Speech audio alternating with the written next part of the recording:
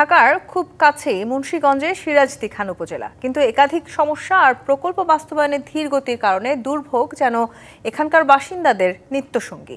একদিকে যোগাযোগ সমস্যা, অন্যদিকে পরিবেশ বিপর্যয়, সব মিলিয়ে উন্নয়নের ছোঁয়া থেকেও যেন বঞ্চিত এলাকাটি।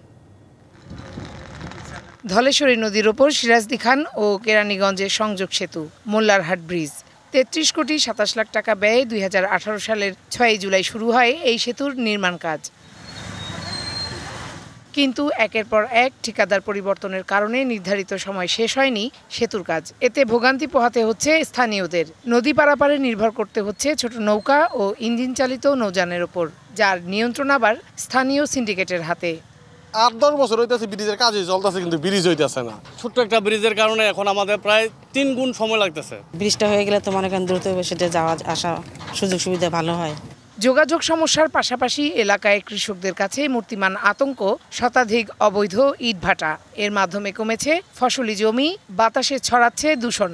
নিয়ম নীতি তোয়াক্কা না করে সেই ফসলি জমির মাটি কেটে এই ইটভাটাগুলি ধলেশ্বরী নদীর দুই পাশ ঘেরা হওয়াতে যার কারণে এই নদীটাও মারাত্মক পরিমাণ দূষিত হচ্ছে। যদিও কাগজ কলম অনুযায়ী ৫২টি, তবে আমরা দেখেছি শতাধিক ইটভাটা রয়েছে। এই ইটভাটার মাটিগুলি যাচ্ছে বিভিন্ন জমি থেকে এবং জমির পলিগুলি নিয়ে যাচ্ছে ইটভাটায়।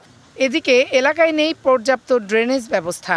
অল্প বৃষ্টিতেই সৃষ্টি হয় জলাবদ্ধতা। ভোগান্তি পোহাতে হয় শিশু থেকে বৃদ্ধ সবাইকে। ড্রেনেজ ব্যবস্থাটা আপনারা আজকেও দেখেছেন, বৃষ্টির সময় ড্রেনেজ ব্যবস্থা খুবই দুর্বল। ড্রেন না থাকার কারণে অল্প বৃষ্টিতে এই পানিগুলো সরানোর কোনো ব্যবস্থা নেই, যার কারণে কি হয় ১৫ দিন যাবত এই পানিটা থাকে।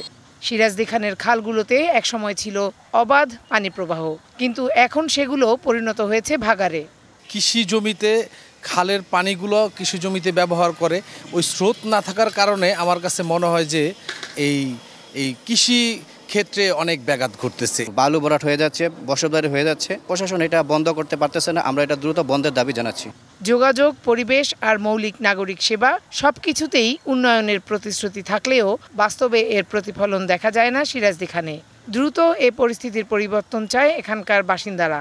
মুন্সিগঞ্জ তো আপনার শ্রীনগর যে রোডটা, এটা মানে অনেকটা সংস্কার হয়েছে, অনেকটা সংস্কার হওয়ার পথও থেমে রয়েছে। আমাদের এখানে স্বাস্থ্যসেবার মানটা বেহাল অবস্থা। সাধারণ চিকিৎসাটুকু আমরা পাই না। মূলত সমস্যা গ্যাসটা হলে আমাদের জন্য সবার জন্য ভালো হয়। Farhana Juthi, DBC news.